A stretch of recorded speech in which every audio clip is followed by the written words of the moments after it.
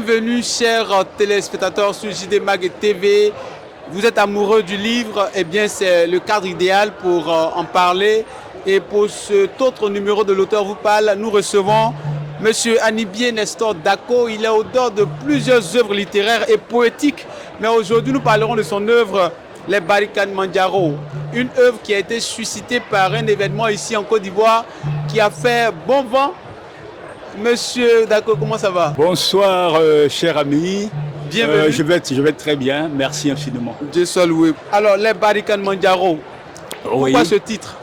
Bon, ce titre est une image forte et qui rassemble ce qu'on appelle des métaplasmes, comme j'ai l'habitude de les dire, une apocope, un acronyme et puis une aphérèse.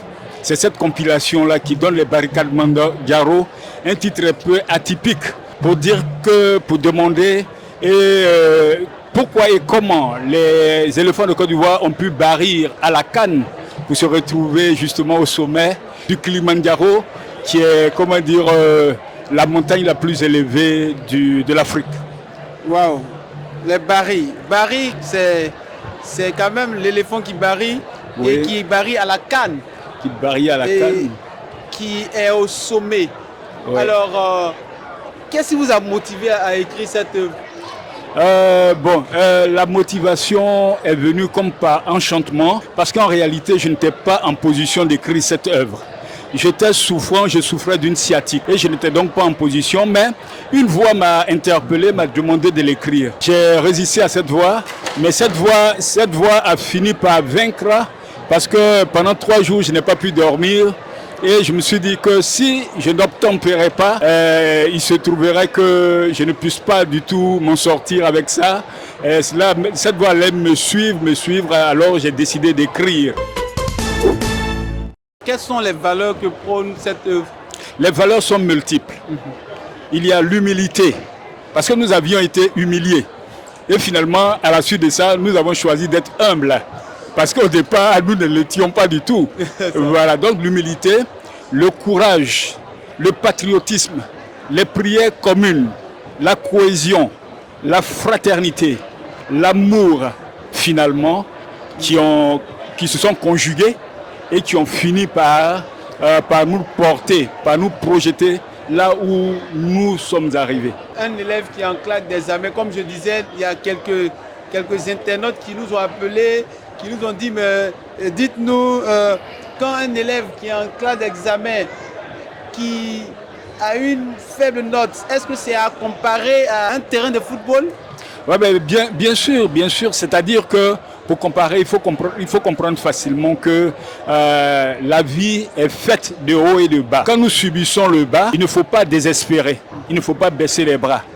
On doit continuer de se battre pour gravir le sommet, pour aller de l'avant. C'est comparable à ce que la Côte d'Ivoire a vécu.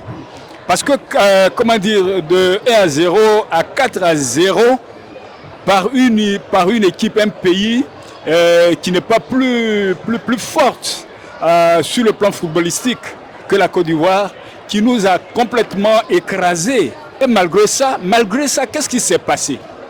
Avec toutes les valeurs dont nous venons de parler, nous avons été portés comme par un souffle divin au sommet. Au sommet qui est, le fait, qui est, là où tout le monde voulait arriver. Donc, c'est pour dire que du bas, du fond de la vague, ou bien d'une crevasse, d'un gouffre, on peut émerger et se retrouver très loin au sommet. D'accord, donc on ne doit pas se décourager. On ne doit jamais se décourager. Et ça fait partie aussi des motivations. Est-ce que pour des jeunes qui partent en Eldorado, qui cherchent un mieux-être et vont se livrer à la Méditerranée, dans le désert, quel est le message que vous leur passez à travers votre œuvre? Il y a plusieurs aspects dans cela. C'est vrai, d'abord, il faut les comprendre. Il faut les comprendre parce qu'ils vivent des situations sociales parfois difficiles. Mais au-delà de ça, il faut dire qu'on peut se construire aussi ici. Quand on va à l'extérieur, il faut aller dans les règles de l'art. Il faut aller dans les normes. Quand on y va dans les normes, il n'y a aucun problème. Mais quand on y va au péril de sa vie, alors ça devient très dangereux, inquiétant pour soi-même, pour sa famille et pour la Côte d'Ivoire. Voilà, donc il faut éviter cela. Il faut mettre les choses en place pour aller dans les règles de l'art. Voilà. Monsieur Anibié Nestor Dako, merci beaucoup.